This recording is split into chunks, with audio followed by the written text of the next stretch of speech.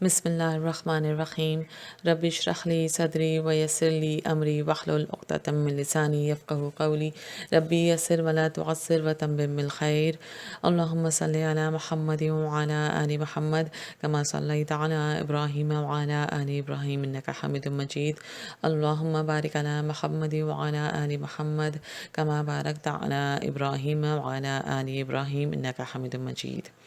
بسم اللہ الرحمن الرحیم۔ دادا کی کفالت۔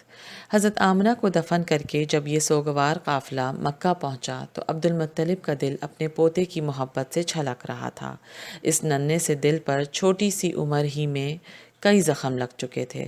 پیدا ہوئے تو باپ کی شکل دیکھنا نصیب نہ ہوئی، اب والدہ بھی ساتھ چھوڑ گئیں۔ ان محسوسات کے ساتھ عبد المطلب کے دل میں نبی کریم صلی اللہ علیہ وسلم کے لیے ایسی والہانہ محبت پیدا ہو گئی جو انہیں اپنے سگے بیٹوں سے بھی نہ تھی۔ ابتدا ہی سے عجیب و غریب واقعات اور نشانیوں کا ظہور ہو رہا تھا۔ عبد المطلب کے ذہن میں یہ بات واضح راسخ ہو گئی تھی کہ آپ مستقبل میں انتہائی غیر معمولی شخصیت کے مالک ہوں گے۔ اسی بنا پر عبد المطلب آپ صلی اللہ علیہ وسلم کو حد سے زیادہ اہمیت دیتے تھے۔ ابن حشام رحمۃ اللہ علیہ کی روایت ہے، عبد المطلب کے لیے خانہ کعبہ کے سائے میں ایک مسند سجائی جاتی تھی۔ ان کے سارے بیٹے اس مسند کے ارد گرد بیٹھ جاتے تھے۔ عبد المطلب تشریف لاتے تو اپنی مسند پر بیٹھ جاتے۔ ان کے ادب و احترام کے پیش نظر ان کا کوئی بیٹا مسند پر نہ بیٹھتا، لیکن رسول اللہ صلی اللہ علیہ وسلم تشریف لاتے تو عبد المطلب کے ساتھ ہی مسند پر بیٹھ جاتے۔ آپ کم عمر تھے، لہٰذا آپ صلی اللہ علیہ وسلم کے کئی چچا آپ کو پکڑ کر مسند سے اتارنے کی کوشش کرتے تھے، لیکن جب عبد المطلب انہیں ایسا کرتے دیکھتے تو فوراً فرماتے، میرے اس بیٹے کو یہیں چھوڑ دو، واللہ اس کی شان نرالی ہے۔ پھر انہیں اپنے ساتھ ہی مسند پر بٹھا لیتے، آپ کی کمر پر شفقت سے ہاتھ پھیرتے اور آپ کی نقل و حرکت کی دیکھ کر بہت خوش ہوتے تھے۔ سیدنا ابراہیم علیہ السلام سے مشابہت۔ بنو مدلج قیافہ شناسی میں بڑی مہارت رکھتے تھے۔ انہوں نے بچپن میں رسول اللہ صلی اللہ علیہ وسلم اور آپ کے قدموں کو دیکھ کر عبد المطلب کو تاکید کی کہ اپنے اس بیٹے کی اچھی طرح حفاظت کرنا، یہ بڑا مبارک بچہ ہے۔ مقام ابراہیم پر سبت قدموں کی سب سے زیادہ مشابہت اسی بچے کے قدموں سے ہے۔ عبد المطلب نے بنو مطلج کی یہ بات سنی تو ابو طالب سے کہا، سنو یہ لوگ کیا کہہ رہے ہیں۔ اس کے بعد ابو طالب نے آپ کا خاص خیال رکھنا شروع کر دیا۔ عبد المطلب نے وفات سے پہلے ایمن کو بھی تاکید کی، اے برکا، میرے اس بیٹے کی پرورش میں ذرا بھی غفلت نہ برتنا۔ اہل کتاب کا خیال ہے کہ میرا یہ بیٹا اس امت کا نبی ہوگا۔ عبد المطلب جب بھی کھانا کھانے لگتے تو کہتے، پہلے میرے بیٹے کو لاؤ۔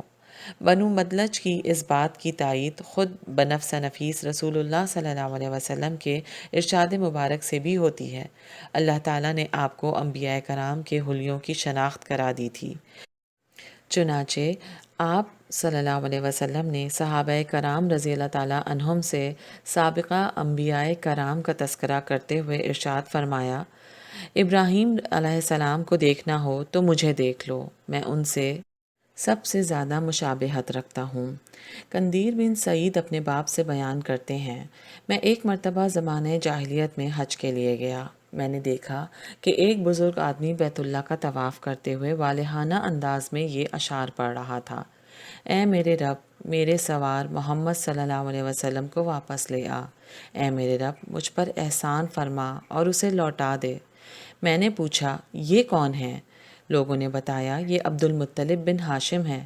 انہوں نے اپنے پوتے محمد صلی اللہ علیہ وسلم کو گمشدہ اونٹ کی تلاش کرنے بھیجا ہے۔ یہ جب بھی اسے کسی کام کے لیے بھیجتے ہیں تو وہ ہمیشہ کامیاب لوٹتا ہے۔ آج اسے دیر ہو گئی ہے، ابھی تک واپس نہیں آیا۔ یہ بزرگ اسی وجہ سے پریشان ہیں۔ ابھی عبد المطلب وہیں کھڑے تھے کہ محمد صلی اللہ علیہ وسلم اونٹ لے کر آ گئے۔ عبد المطلب نے آپ کو گلے لگایا اور کہا، اے میرے بیٹے، کیا بتاؤں میں تمہارے لیے کس قدر پریشان تھا۔ میں کسی کے لیے کبھی اتنا پریشان نہیں ہوا۔ اللہ کی قسم، اب میں تمہیں کسی کام کے لیے نہیں بھیجوں گا، نہ تم مجھ سے کبھی جدا ہونا۔ سبحان اللہ، یعنی اللہ نے ماں باپ کی محبت اور ممتا سب دادا کے اندر اتار دی تھی۔ جناب عبد المطلب نے تو رسول اللہ صلی اللہ علیہ وسلم سے تاکیداً کہا کہ تم مجھ سے کبھی جدا نہ ہونا، لیکن ابھی نبی کریم صلی اللہ علیہ وسلم کی عمر 8 سال ہی ہوئی تھی کہ خود عبد المطلب دنیا سے رخصت ہو کر سب سے جدا ہو گئے۔ یوں آپ کے سر سے دادا کا سایہ بھی اٹھ گیا۔ عبد المطلب کی وفات سے بنو ہاشم کے وقار پر گہری ضرب لگی۔ ایسا محسوس ہوا گویا زندگی کی مضبوط تناب ٹوٹ گئی ہے۔ ساری بہاریں انہی کے دم سے تھیں۔ آج دنیا ان کی نظر میں تاریک ہو گئی اور زندگی کے وہ تمام سہارے نابود ہو گئے جن پر ان کا سارا خاندان فخر کرتا تھا۔ عبد المطلب کے بیٹوں میں سے نہ تو کسی میں باپ کا سا عزم اور قوت تھی، نہ ان کی سی دور اندیشی، نہ ویسی سخاوت و بخشش، اور نہ کسی کا ان کی طرح رعب و اقتدار تھا۔ عبد المطلب حاجیوں کی ضیافت کرتے تھے، ان کے پینے کے لیے شیریں پانی فراہم کرتے تھے۔ اہل مکہ پر ان کی شفقت کا یہ عالم تھا کہ جب بھی ان پر بری گھڑی آتی تو عبد المطلب ان کی حمایت میں سینہ سپر ہو جاتے۔ ان کے بیٹوں میں کوئی بھی صحیح معنوں میں پوری طرح باپ کا جانشین نہ بن سکا۔ بعض نادار ہونے کی وجہ سے بے بس تھے اور بعض اپنی دولت بڑھانے کے لیے کوشاں تھے۔ عبد المطلب کی موت بنو ہاشم کے لیے بہت بڑی محرومی کا باعث تھی۔ خاص طور پر اس صدمے کا سب سے گہرا اثر محمد صلی اللہ علیہ وسلم پر ہوا تھا۔ عبد المطلب کا جنازہ اٹھا تو آپ صلی اللہ علیہ وسلم بھی ساتھ تھے اور شفیق دادا کے فراق میں رو رہے تھے۔ آپ نے یہ صدمہ بھی اسی صبر و استقلال سے جھیلا جس طرح اپنی والدہ ماجدہ کی وفات کا صدمہ اٹھایا تھا۔ عبد المطلب کی وفات کے بعد رسول اللہ صلی اللہ علیہ وسلم کی نگہداشت کی ذمہ داری ابو طالب کے حصے میں آئی۔ یہ بھی کہا جاتا ہے کہ نگہداشت زبیر اور ابو طالب دونوں کے ذمہ تھی۔ یہ دونوں رسول اللہ صلی اللہ علیہ وسلم کے حقیقی چچا تھے۔ زبیر جلد ہی فوت ہو گئے جبکہ ابو طالب طویل عمر پا کر فوت ہوئے۔ اس لیے آپ صلی اللہ علیہ وسلم کو اپنے سایہ عاطفت میں رکھنے کی سعادت صرف ابو طالب کو نصیب ہوئی۔ ابو طالب کی مالی حالت اچھی نہیں تھی، وہ عیالدار تھے، تنگ دست رہتے تھے۔ محمد صلی اللہ علیہ وسلم ان کے ساتھ رہنے لگے۔ آپ صلی اللہ علیہ وسلم نے ان کی خستہ حالی دیکھ کر خود حصول معاش کی جدوجہد کا فیصلہ کر لیا۔ آپ بنو سعد میں بکریاں چرانے کی تربیت پا چکے تھے، اب وہ تربیت کام آئی اور آپ صلی اللہ علیہ وسلم نے اجرت پر اہل مکہ کی بکریاں چرانی شروع کر دیں۔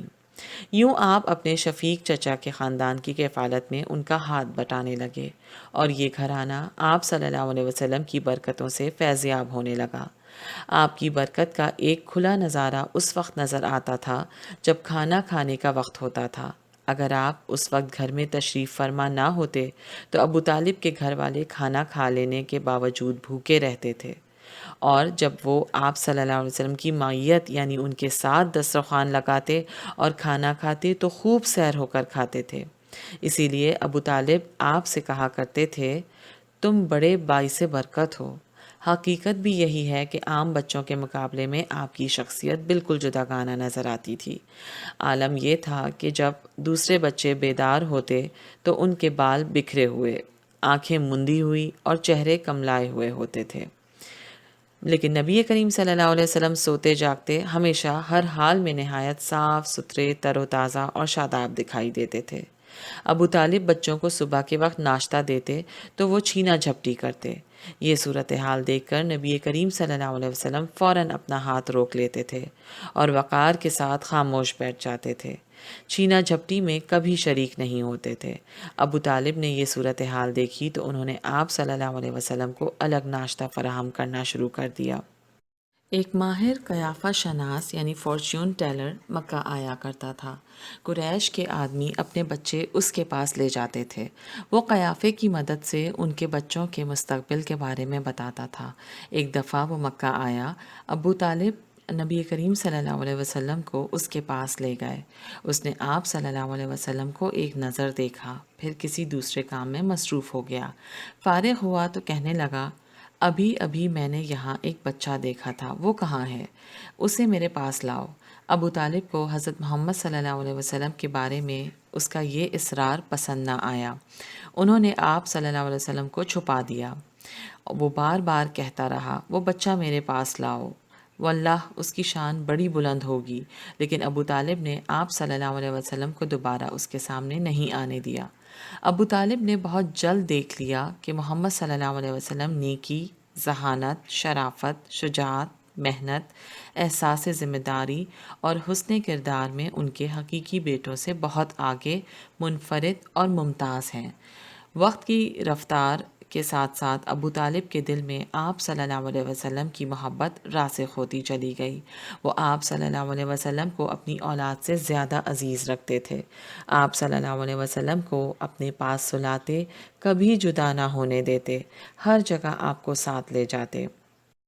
ابن عساکر کہتے ہیں کہ میں مکہ گیا، لوگ قحط سے دوچار تھے، عرصہ دراز سے بارش کی ایک بوند بھی نہیں ٹپکی تھی۔ اہل مکہ میں سے ایک آدمی کہنے لگا، آؤ لات و عزیٰ کے پاس جا کر فریاد کریں۔ ایک خوبرو بزرگ کہنے لگے، ارے تم کہاں بھٹکتے پھر رہے ہو؟ تمہارے پاس ابراہیم اور اسماعیل علیہ السلام کی درخشاں یادگار موجود ہے۔ لوگوں نے کہا، تمہارا کیا مطلب ہے؟ کیا ہم ابو طالب کے پاس جائیں؟ بزرگ نے کہا، ہاں۔ سب لوگ اٹھ کھڑے ہوئے، میں بھی ان کے ساتھ کھڑا ہو گیا۔ پھر ہم ابو طالب کے گھر پہنچے، دروازہ کھٹکھٹایا، ابو طالب باہر نکلے۔ ہم نے کہا، ابو طالب، وادی قحط کا شکار ہے، بال بچے کال کی زد میں ہیں، چلیے بارش کی دعا کیجیے۔ ابو طالب کے ساتھ ایک بچہ بھی تھا، اس کا چہرہ آفتاب کی طرح چمک رہا تھا، اس کے ارد گرد اور بچے بھی تھے۔ ابو طالب نے اس بچے کا ہاتھ پکڑ کر اس کی کمر کعبے کی دیوار سے لگا دی۔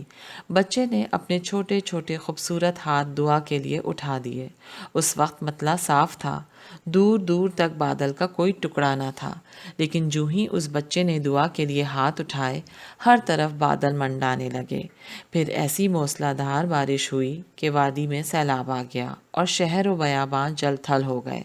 بعد ازاں ابو طالب نے رسول اللہ صلی اللہ علیہ وسلم کی مداح میں اسی واقعے کی طرف اشارہ کرتے ہوئے کہا، وہ سفید رنگت والا جس کے چہرے کے ذریعے سے بارش طلب کی جاتی ہے، وہ یتیموں کا سہارا اور بیواؤں کی آبرو کا محافظ۔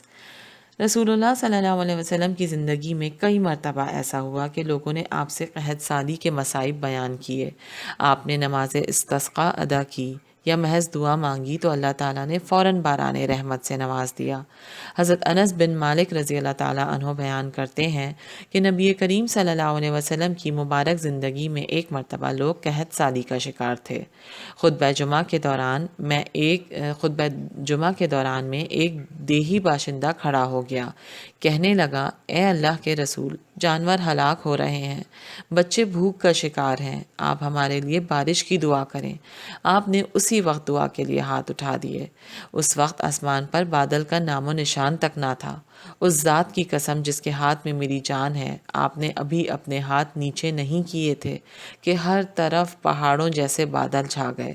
ابھی آپ صلی اللہ علیہ وسلم ممبر سے نہیں اترے تھے کہ موسلادھار بارش شروع ہو گئی۔ موسلادھار بارش، مسجد کی چھت ٹپکنے لگی۔ میں نے بارش کے قطرے نبی کریم صلی اللہ علیہ وسلم کی داڑھی پر گرتے دیکھے۔ کئی دنوں تک موسلا دھار بارش ہوتی رہی، یہاں تک کہ اگلا جمعہ آ گیا۔ وہی اعرابی یا کوئی اور شخص کھڑا ہو گیا، کہنے لگا، اے اللہ کے رسول، گھر منہدم ہو رہے ہیں، مال غرق ہونے لگے ہیں، آپ ہمارے حق میں اللہ سے دعا کریں۔ آپ صلی اللہ علیہ وسلم نے ہاتھ بلند کیے اور انگلی سے اشارہ کرتے ہوئے التجا کی، اے اللہ، ہمارے ارد گرد بارش برسا دے، ہم پر نہ برسا۔ رسول اللہ صلی اللہ علیہ وسلم کی انگلی جس طرف گھومتی گئی، وہیں سے بادل چھٹتے گئے۔ مدینہ ایک تاج کے مانند ہو گیا۔ مدینہ کے ارد گرد تو بارش ہوتی رہی، مگر مدینہ کا موسم بالکل صاف تھا۔ وادی قنات کی ندی ایک مہینے تک بہتی رہی۔ پھر جس علاقے سے بھی، جہاں سے بھی کوئی شخص مدینہ آیا، اس نے یہی کہا کہ ہمارے علاقے میں بہت بارش ہوئی ہے۔ بارش کے لیے دعا کا معاملہ صرف ایک دفعہ کا واقعہ نہ تھا۔ جب بھی قحط سالی کا سامنا ہوا، آپ کی دعا کے وسیلے سے اللہ تعالیٰ نے کرم فرمایا اور پریشان حال لوگوں کی پریشانی دور فرما دی۔ عمر بن خطاب رضی اللہ تعالیٰ عنہ کے دور میں جب کبھی قحط برپا ہوتا، وہ عباس بن عبد المطلب رضی اللہ تعالیٰ عنہ کو ساتھ لے جا کر بارش کی دعا کرتے اور کہتے، اے اللہ، ہم اپنے نبی صلی اللہ علیہ وسلم کی وساطت یعنی دعا سے تجھ سے بارش کی درخواست کرتے تھے اور تو ہمیں باران رحمت سے سیراب فرماتا تھا۔ اب ہم اپنے نبی کے چچا کی وساطت یعنی دعا سے تجھ سے بارش کی التجا کرتے ہیں، اے اللہ ہمیں بارش سے نواز۔ پھر بارش ہو جایا کرتی تھی۔ گلہ بانی سے جہاں بانی تک۔ گلہ بانی ابتدا ہی سے ایک معزز پیشہ رہا ہے۔ ابو طالب کی مالی حالت اچھی نہیں تھی، اس لیے آپ صلی اللہ علیہ وسلم نے اپنے چچا سے بھیڑ بکریاں چرانے کی اجازت چاہی۔ پہلے تو ابو طالب تیار نہ ہوئے، لیکن آپ کے مسلسل اصرار پر انہوں نے اجازت دے دی۔ واضح رہے کہ عرب میں بھیڑ بکریاں چرانا کوئی معیوب کام نہ تھا۔ بڑے بڑے شرفاء اور امراء کے بچے بھیڑ بکریاں چراتے تھے۔ انبیاء کرام علیہم السلام نے بھی بھیڑ بکریاں چرائیں، جیسا کہ سورہ طٰہٰ میں سیدنا موسیٰ علیہ السلام کے بکریاں چرانے کا ذکر ہے۔ مزید برآں سورۃ النحل میں فرمایا گیا ہے، ترجمہ: اور تمہارے لیے ان جانوروں میں خوبصورتی بھی ہے جب تم شام کو چرا کر لاتے ہو اور جب صبح چرانے کو لے جاتے ہو۔ جب آپ صلی اللہ علیہ وسلم اپنے چچا کو مالی سہارا دینے کے لیے بکریاں چرانے نکلے تو در حقیقت یہ جہاں بانی کی تربیت کا آغاز تھا۔ زمانہ رسالت میں آپ اس سادہ اور پرلطف مشغلے کا ذکر فرمایا کرتے تھے۔ جابر رضی اللہ تعالیٰ عنہ بیان کرتے ہیں کہ ہم رسول اللہ صلی اللہ علیہ وسلم کے ساتھ مر الزہران سے گزر رہے تھے، یعنی ایک مدینہ کا علاقہ رہا ہوگا۔ ہم وہاں سے پیلو کے پھل چننے لگے تو نبی کریم صلی اللہ علیہ وسلم نے فرمایا، جو کالا ہو وہ توڑو کیونکہ وہ زیادہ لذیذ ہوتا ہے۔ نبی صلی اللہ علیہ وسلم سے پوچھا گیا، کیا آپ بھیڑ بکریاں چراتے رہے ہیں؟ آپ صلی اللہ علیہ وسلم نے فرمایا، ہاں، اور ہر نبی نے بھیڑ بکریاں چرائی ہیں۔ اسی طرح ابو ہریرہ رضی اللہ تعالیٰ عنہ بیان کرتے ہیں کہ رسول اللہ صلی اللہ علیہ وسلم نے فرمایا، اللہ تعالیٰ نے جو نبی بھی مبعوث فرمایا اس نے گلہ بانی ضرور کی ہے۔ صحابہ نے پوچھا، اللہ کے رسول، کیا آپ نے بھی گلہ بانی کی ہے؟ آپ نے فرمایا، ہاں، میں چند قرارید کے عوض، قرارید یعنی اس وقت کی کرنسی رہی ہوگی، کے عوض اہل مکہ کی بھیڑ بکریاں چرایا کرتا تھا۔ بیسیکلی قرارید جو ہے وہ قیرات کی جمع ہے، اور قیرات درہم کا 12th پارٹ ہوتا ہے، یعنی 12ویں درہم کا جو 12واں حصہ ہوتا ہے اس کو ایک قیرات کہا جاتا ہے۔ اور ہر بھیڑ بکری چرانے کی اجرت ایک قیرات ہوا کرتی تھی۔ آگے پڑھتے ہیں۔ ایک لیڈر کے لیے سب سے مشکل اور صبر آزما کام اپنے پیروکاروں کو کنٹرول میں رکھنا ہوتا ہے۔ بھیڑ بکریوں کو کنٹرول کرنا بھی بڑا محنت طلب، صبر آزما اور تھکا دینے والا کام ہے۔ تمام انبیاء کرام علیہم السلام کو اس تربیتی کورس سے روشناس کرایا گیا تاکہ وہ اپنے پیروکاروں کی تنظیم، تعلیم، تربیت، تزکیے اور نگہداشت کی گراں بار ذمہ داری نبھانے کی سعی مسلسل سے بخیر و خوبی عہدہ برا ہو سکیں۔ یعنی یہ اللہ کی پلاننگ تھی کہ اس نے ہر نبی کو اس مشق سے یا پھر اس مشغلے سے گزروایا۔ عیسیٰ علیہ السلام نے تو نبوت کی ذمہ داری کو بھی بھیڑیں چرانے سے تعبیر کیا۔ اس یسوع نے کہا کہ میں اسرائیل کے گھرانے کی کھوئی ہوئی بھیڑوں کے سوا اور کسی کے پاس نہیں بھیجا گیا، یعنی انہوں نے بھٹکے ہوئے لوگوں کو کھوئی ہوئی بھیڑوں سے تشبیہ دی۔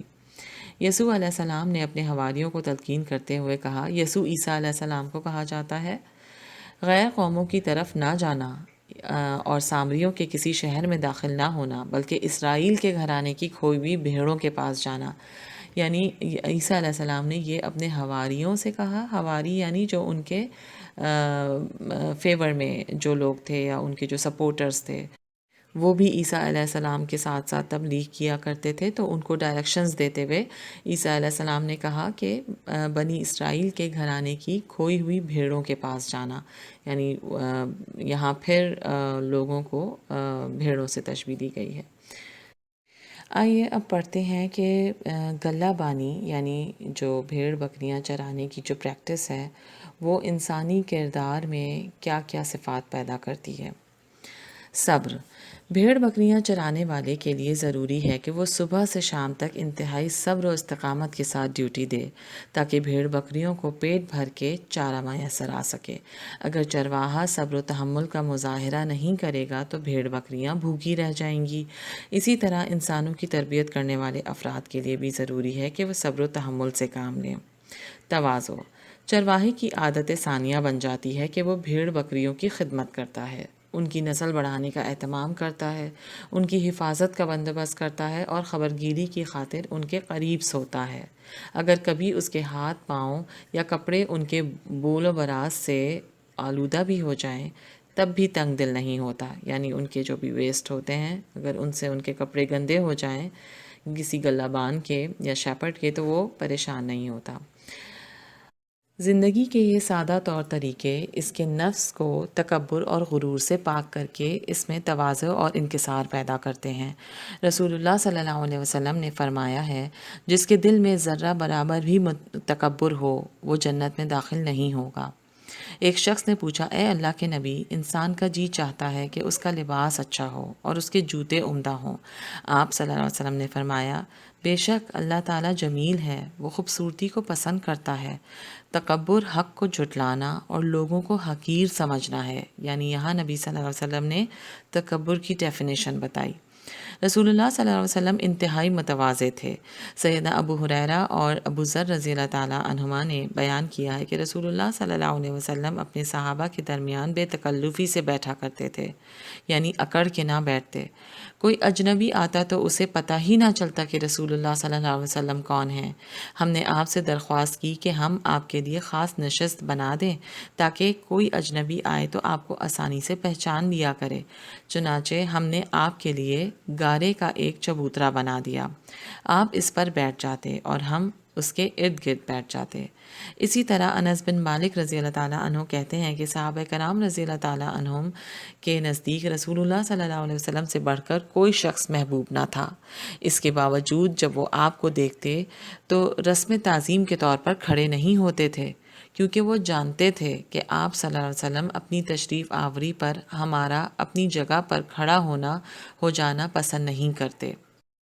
اور دیکھیں آپ کہ آج اس دور میں خاص طور سے انڈیا، پاکستان، ایشین کنٹریز میں اسکولوں میں بچوں کو یہی تربیت دی جا رہی ہے کہ جب ٹیچرز آئیں یا پرنسپل آئیں یا کوآرڈینیٹر آئیں تو آپ فوراً کھڑے ہو جائیں اپنی سیٹس پر اور اپنی پلیسز پر بیسیکلی۔ اور ہمارے خاندان کے بڑے بھی یہی چاہتے ہیں کہ تعظیماً اگر ہم آئیں کسی کے گھر میں داخل ہوں یا کوئی بیٹھا ہوا ہو اور کمرے میں کوئی بزرگ داخل ہو تو جو بیٹھے ہوئے چھوٹے ہیں وہ اٹھ کے کھڑے ہو جائیں تعظیماً، جبکہ نبی صلی اللہ علیہ وسلم نے تعظیماً کھڑا ہونے کو پسند نہیں فرمایا۔ چلیے، شجاعت۔ چرواہے کو بسا اوقات بھیڑ بکریوں اور خود اپنی جان کے تحفظ کے لیے جنگلی درندوں کا مقابلہ بھی کرنا پڑتا ہے، اس لیے اس میں بہادری بھی ہونی چاہیے۔ تاریخ گواہ ہے کہ حق کے مخالفین میں وحشت اور درندگی حلول کر جاتی ہے، وہ حق بات کو دبانے کے لیے حیوانی سطح پر بھی اتر آتے ہیں۔ ایسی صورت میں درندگی کا ازالہ ضروری ہو جاتا ہے۔ یہی وجہ ہے کہ شجاعت انبیاء علیہ السلام کی سیرت کا بڑا ممتاز اور ناگزیر وصف ہوتا ہے۔ آپ صلی اللہ علیہ وسلم کو ایسے حالات و حوادث پیش آئے جن سے بہادر ترین آدمی کا دل بھی لرز اٹھتا ہے، مگر رسول اللہ صلی اللہ علیہ وسلم کے قدم کبھی متزلزل نہ ہوئے۔ آپ صلی اللہ علیہ وسلم بڑے سے بڑے خطرے کو کبھی خاطر میں نہ لائے۔ آپ ان خطروں کے سامنے پوری مضبوطی سے یوں ثابت قدم رہے جیسے یہ معمولی بات ہے۔ گلہ بانی کی تربیت نے آپ کی فطری شجاعت کو چار چاند لگائے۔